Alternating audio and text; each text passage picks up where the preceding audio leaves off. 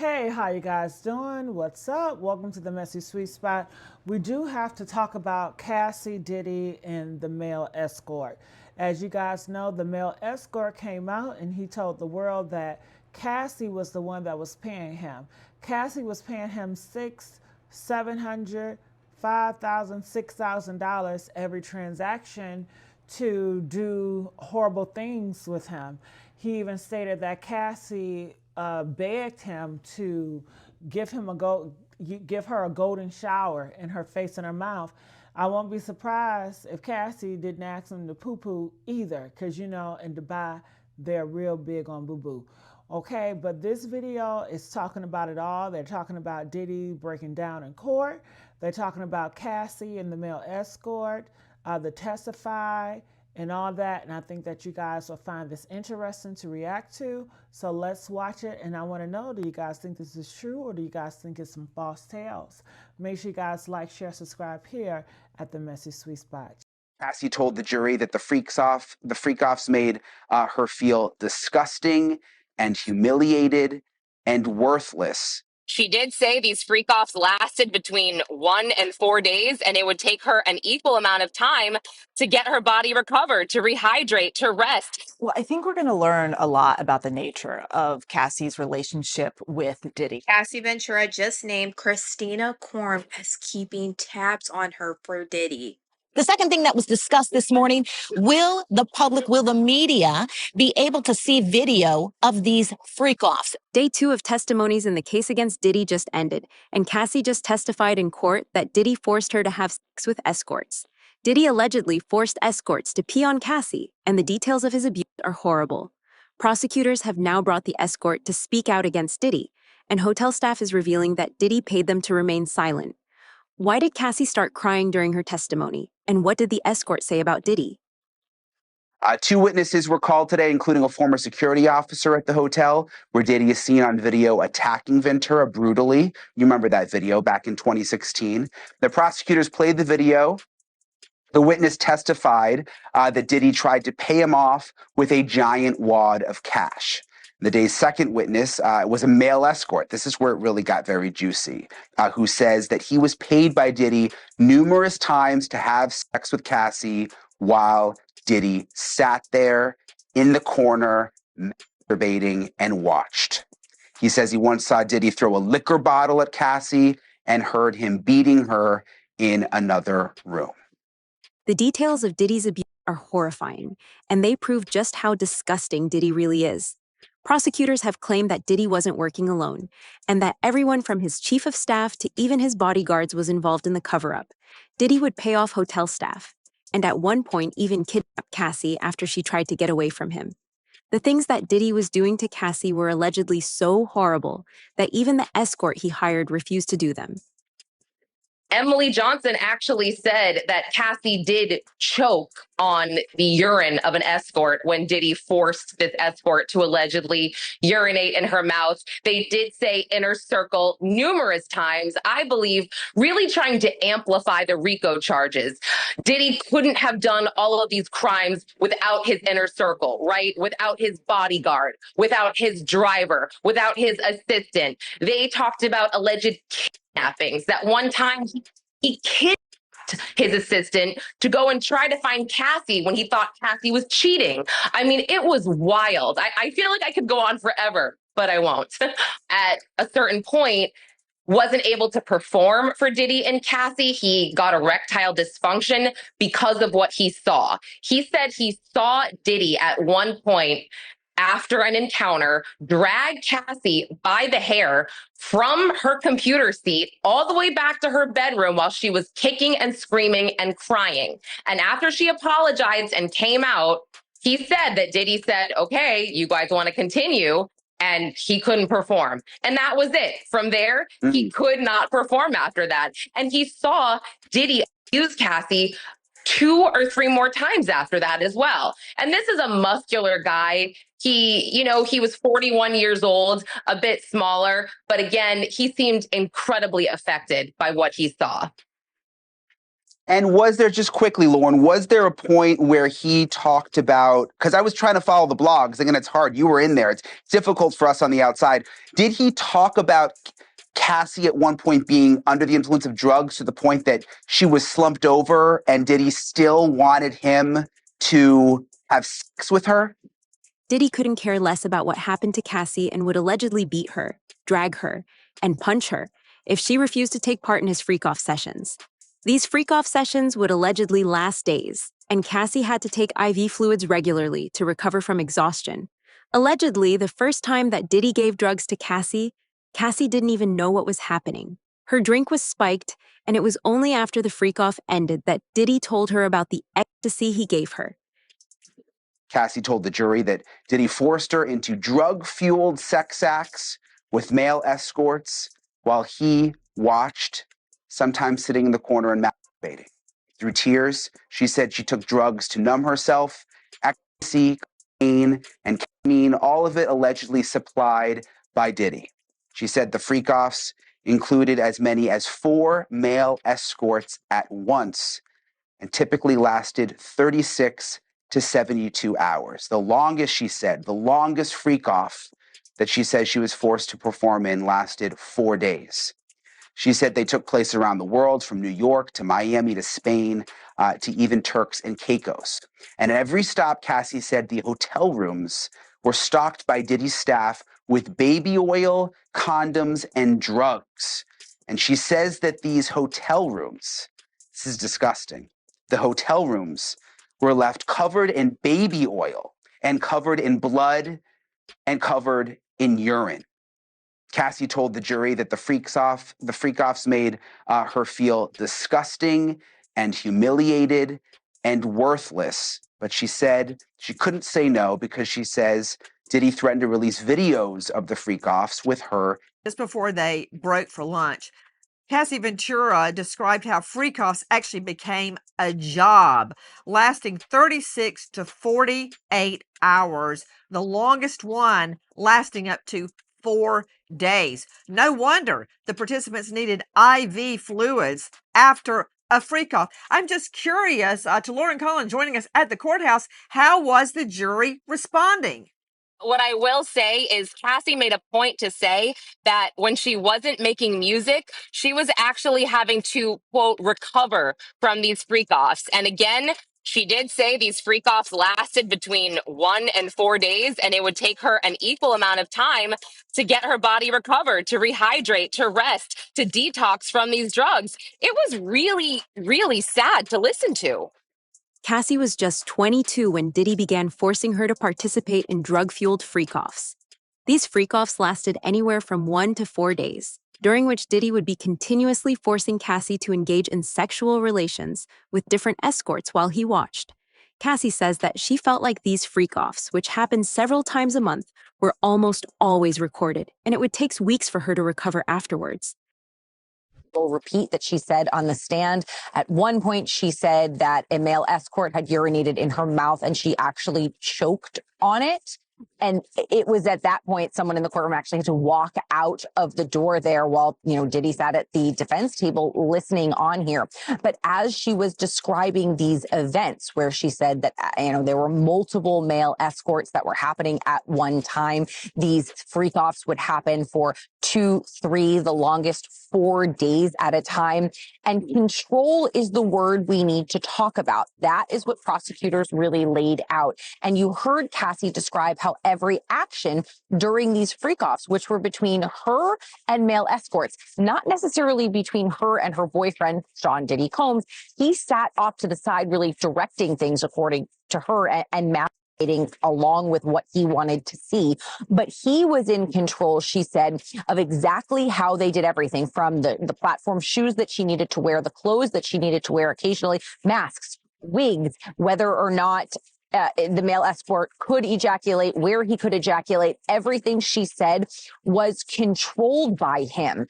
Mind you, Brian, his children, 6 children, are in the courtroom at this point listening to all of this. And the jury was picked knowing that they needed a certain level of comfort to hear these types of descriptions. It was very emotional and really tough to hear, Brian. Things were so horrible that even the escorts were worried about Cassie. And after seeing Diddy brutally beat Cassie after she couldn't perform, the escorts became uncomfortable.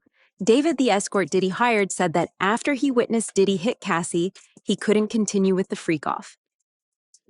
Once he saw Diddy beat Cassie, he could no longer, perform and be engaged, because before, he said, even if they hadn't paid him, he was excited to be part of their world. He was enjoying that kind of activity with them. And then things started changing when he saw one time he was on the couch, Cassie was at her computer, and Diddy, he said, was in Cassie's bedroom. Now, Diddy apparently called out to Cassie to come into the bedroom, and she allegedly told him, just hold on a second, my personal information's on the computer. Now, Daniel describes being absolutely shocked when all of a sudden a liquor bottle, Diddy throws it from across the room right toward Cassie. And then he comes running towards her, grabs her by her hair, drags her into her bedroom and tells her, when I tell you to come, you don't wait. You just come when I tell you. And he says he then heard, after the doors closed, Diddy slapping her, beating her, yelling at her, and Cassie screaming out, I'm sorry, I'm sorry. And he says he was just kind of frozen in place. He didn't know what to do. And prosecutors asked him, why didn't you intervene? Why didn't you go inside? And he said, look, I know this is somebody with a lot of resources. Quite frankly, I was afraid for my life. Now, that drew a lot of objections from the defense, but the judge allowed that testimony. And he, again, reiterated that he was scared in that moment for Cassie, feeling like she was in a dangerous situation, but he didn't feel it was safe enough for him to intervene. We thought what we saw in that awful video from the Intercontinental was bad. But to hear the actual graphic details of what Cassie and others endured day after day for years is just completely heartbreaking. And to hear the sex worker actually try to offer her aid when, she was being beaten, and literally she went to him for solace, as opposed to the person who supposedly loves and cares about her. She had to jump into the arms of a sex worker, and he was literally like, this is not okay. You need to leave this relationship. And she did, unfortunately, what so many survivors do, which is, I'm okay, it's going to be okay. Basically, I can handle this. And the reality is she really needed to get out because she was being violated and degraded in so many different ways. And my heart just breaks for her so much. Melba, you're so right. Ours do as well. What's it going to be like today when she is perhaps called? We think that she's going to be witness number 3. We have a clip where we caught up with her lawyer outside of the courthouse on Monday. Let's take a quick look. How is Cassie? Is she emotional? Is she feeling okay with this? Is she nervous? She's ready. She is ready. She's also pregnant, God bless her, and visibly pregnant too. So in the later stages of her pregnancy. Diddy would sit and watch Cassie have sex with escorts and was paying the escort around $4,000 to $6,000 every time. The shocking thing here is that Cassie was the one who called the escort, and she is the one who asked him to pee on her. Why is that? Because she was scared of what Diddy would do if she didn't do it. Cassie says that every time that she tried to get away, Diddy would come after her and was using his employees and bodyguards to control her. The first testimony of the trial taking jurors to Los Angeles, March 2016, in the hotel where that surveillance video was taken. The first witness, an LAPD officer who worked security at the hotel, he says he responded to a call for a woman in distress on the 6th floor. When he got to the floor, he noticed that there was glass on the floor, that the vase and the flowers were broken. The security guard described going back to Diddy's hotel room and standing in the doorway while Ventura grabbed her things. Inside, another man sitting at the corner of the bed. So from the very start, the first witness brings the jury into that hallway where he said Sean Combs looked at him with a devilish stare and Cassie Ventura had a purple eye. Sean Combs tried to offer him money, to give him money to make this go away. And he said he wouldn't accept the money. The second witness to take the stand, Daniel Phillip, a man who said he was paid to have sex with Cassie on multiple occasions at several high-end New York City hotels while Diddy watched. The witness said he was paid between $700 and $6,000 each time. So Mr. Phillip agreed to go to the Gramercy Hotel to do a performance for a bachelorette party. At least that's what he thought. But when he got to the hotel, to the room, that Cassie opened up the door. He did not know that was Cassie, and that she told him, well, it's my birthday and my husband wants to do something special. So can you give me a massage? Text messages between Diddy and Cassie have also been presented in court, which clearly show that Diddy was forcing Cassie to take part in these freak-offs. One of the witnesses who testified today is a female escort that Diddy hired. After this case was filed against Diddy, Diddy reached out to her and offered to pay her money to say that she wasn't forced. Interestingly, she recorded the call. I think that will ultimately be a difficult thing for the defense to show because of all the evidence the prosecutors in the opening statement said that they had, showing that actually these women really weren't making a choice. You have the video of Cassie where, Sean Combs is beating her, striking her, dragging her out of that hallway video when she was trying to leave one of these freak-off sessions. That doesn't exactly look like a choice. We also heard from the prosecutors that there are text messages where one of the victims, known as Jane, is saying, I don't want to engage in these freak-offs. I don't want to do this. And then there are apparently also recorded calls that we are going to hear between Sean Combs and Jane, in which Sean Combs is offering her money and telling her to say that she wanted to engage in these freak-offs. None of those pieces of corroborating evidence sounds like these women had a choice. So I think that is going to be really critical evidence for the prosecution. And just one last point, even if there is this charges, but there are 2 charges, one for each victim, of transporting these women across state lines for the purposes of prostitution. Those charges do not require force, fraud, or coercion. So consenting adults traveling across state lines for the purpose of prostitution, if he did that, he is guilty. So these arguments about the women had a choice, they're not really a defense to these transportation for prostitution charges. I think those charges in particular will be very difficult for the defense to overcome. During her testimony, Cassie began to cry as she was telling the judge how Diddy was essentially pimping her out to other men. Whenever Cassie would get tired during these 2-3-day-long freak-offs, Diddy would give her drugs like cocaine, Molly, and ecstasy to keep her awake. If Cassie tried to resist, Diddy would get violent and angry. Cassie in court, reportedly tearing up on the witness stand as she testifies against ex-Diddy in his trafficking trial. It'll be interesting to see how they react and respond to the alleged victim, Cassie Ventura, because she is expecting her 3rd child and is clearly pregnant. So how jurors will kind of see that or visually how they take that into consideration, we don't know. But really, they're supposed to make sure that they stay fair and impartial and pay attention to the facts, which is something even the judge warned them about before they were official jurors. Diddy maintains his innocence against all charges brought against him. Cassie, the prosecution's key witness in the case against the embattled mogul. The defense acknowledged that the videos of alleged freak-offs will be shown, but that those videos, they said, didn't come from the government's investigation so much as it came directly from Cassie's phone. But they were essentially trying to raise doubt about why did she hold on to these videos, and again making this argument that this case is about love and infidelity and money. But the prosecution is saying, no, you will hear from witnesses that will tell you that they were abused,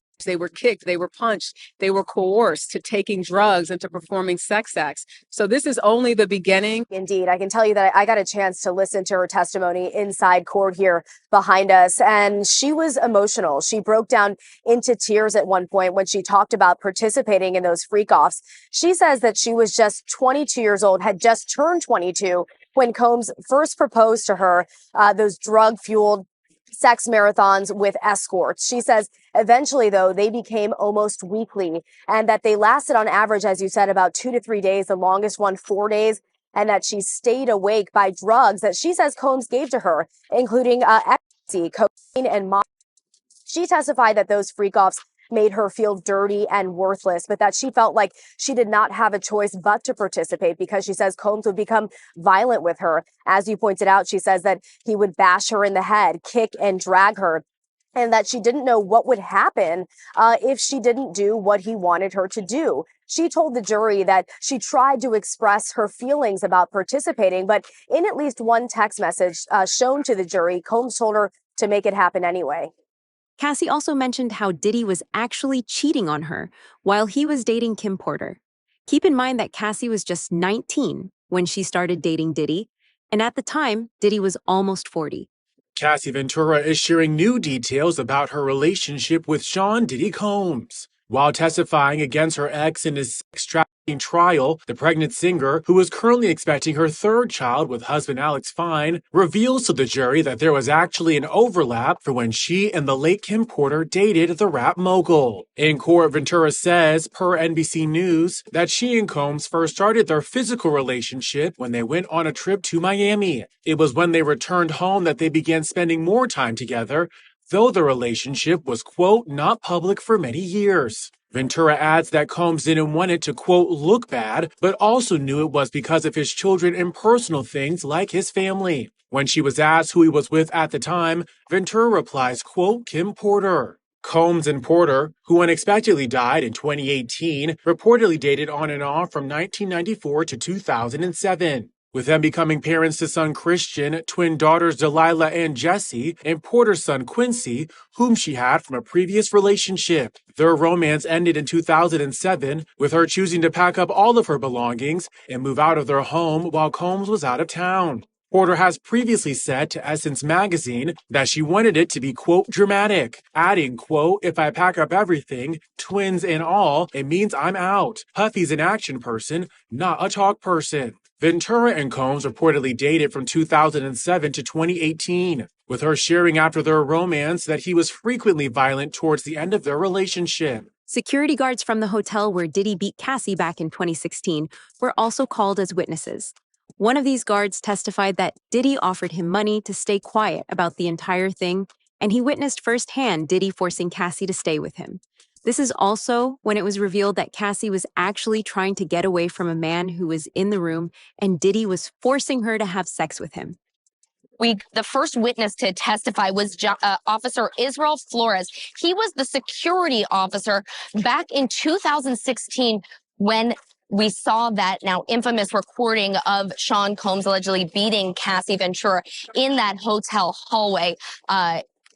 We heard from him. We watched the video in its entirety from multiple angles in order to see exactly what unfolded. And as we watch this video, I want to say, by the way, everything we're about to talk about during this live shot could be perceived as disturbing materials. Just want to give our viewers a little bit of a warning here. Watching Sean Combs kick and drag and grab Cassie Ventura by her neck and by her hair over and over again. And then at one point, Cassie walks over to a phone that's in this lobby, lobby area of their 6th floor hotel room, and she calls for this instant services, and a security guard comes up, and at that point he's able to separate them, and he walks them down the hallway towards the hotel room where they were. Cassie apparently telling the security officer that she just wants to leave, and Sean Combs reportedly telling her that she's not going to leave. And when they opened the door to that hotel room, there was another man, according to this officer, sitting in the hotel room. A current LAPD officer, a former security guard who can lay the foundation for that video and can talk about the black eye that Cassie suffered and the fact that she wanted to leave and escape this freak off. And Combs reportedly offering him a bribe to cover it up. So I think it's a very important first witness to get that video in. In addition to the violence against Cassie, Combs broke a vase over in the hotel. So that's something that also shows the sort of violent streak, really erratic behavior, him sitting in a towel with just his socks on. So really disturbing and also graphic details by Flores, the first government witness. Cassie is just days away from giving birth, so for her to come and testify against Diddy shows just how determined she really is. Well, I think we're going to learn a lot about the nature of Cassie's relationship with Diddy. Some of those details we've seen in prior lawsuits, but to hear her on the stand actually giving those details, reliving those moments herself. Also, you have to remember she's very pregnant right now. So I'm going to be curious to see how long she makes it on the stand, how she's emotionally able to weather all of these questions. And what's going to be interesting to watch is, the defense from the very start in their opening statement said that she chose to be there. So I'm going to be curious to see how she responds to questions about, was this her choice or did she feel like she had to do all of these things?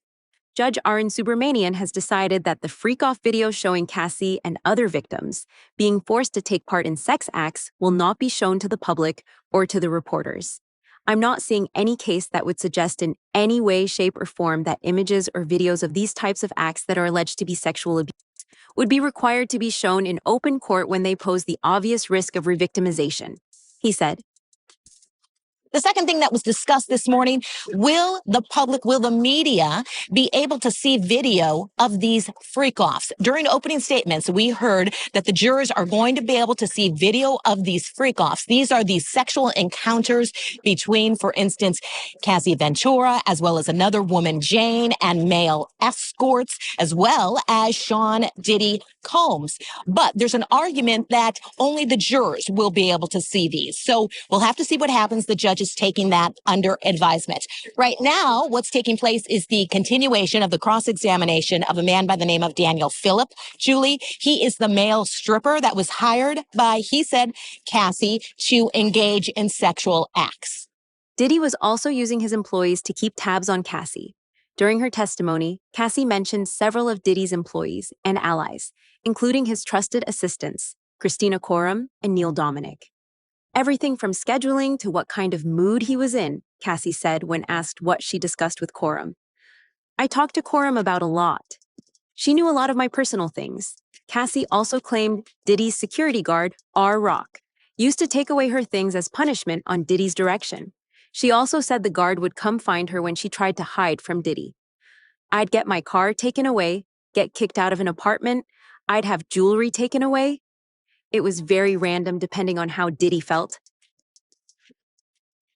Well, Diane, prosecutors have wasted no time getting right into the alleged abuse that Cassie Ventura says she endured for years. Ventura telling jurors, quote, he would bash my head, knock me over, drag me, kick me, stomp me in the head when I was down. She also got into the nature of those so-called freak-offs, saying that they involved hiring an escort and they performed under the direction of Combs, saying that they happened so frequently, it eventually became a job for her to set them up. Ventura said she did not feel she had much of a choice but to participate, that she feared that Combs would retaliate or potentially blackmail her if she did not. And she's had at times to she's taken deep breaths, pausing her testimony, Combs appearing to be listening pretty passively with his hands in his lap at the defense table there.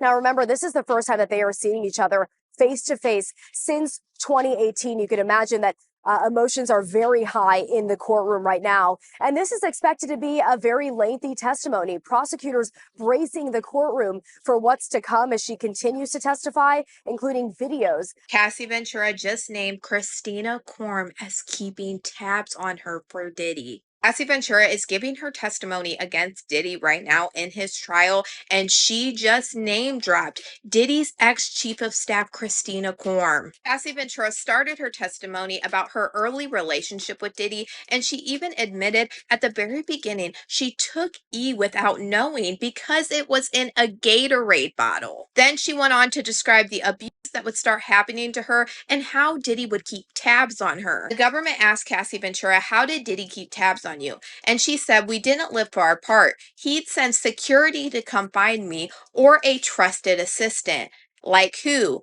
David James or Christina Korm. And we know that Diddy's ex-chief of staff, Christina Korm, has been named in multiple civil lawsuits with Diddy. So the fact that Cassie Ventura just listed her literally sent chills all the way up my spine. Because back in 2018 and prior, during Cassie and Diddy's relationship, I didn't even know if Christina Korm at this time would have any part in any of this. Cassie Ventura points out at this time, Christina Korm was only an assistant for Diddy. She wasn't even Diddy's chief of staff during this time. And I already know that this will not be the last that we hear about Christina Korm. I just didn't know it was happening this early on. Diddy's ex-assistant, Philip Pines, who was on the fall for Diddy, admitted that he testified to the grand jury against Diddy, and he showed us so many pieces of evidence in his documentary interview. He showed text messages between him and Christina Korm of Christina Korm asking for all of these different freak-off supplies. With all of this going on, Diddy still hasn't given up on his old habits, and witnesses have started to go missing. Sean Diddy Combs' trial backing out? Victim number 3, as she's called, was set to testify against the music mogul. The name of victim number 3 was going to be revealed when she took the stand, but the woman has apparently gone missing, and prosecutors say they've been unable to reach her. People just get nervous, and this person could just be nervous and just has had second thoughts. If the prosecutor can't find this witness, how might it affect the case? Look, I don't think it's going to have a tremendous effect. The prosecution is going to call a number of alleged victims. So look, this is just one less. Someone else is also getting cold feet. A juror sent an email to the judge asking to be removed from the panel for issues of personal well-being. As more victims come forward and testimonies grow even more harrowing, the question now is, how deep does this go? And how many people helped him get away with it for so long?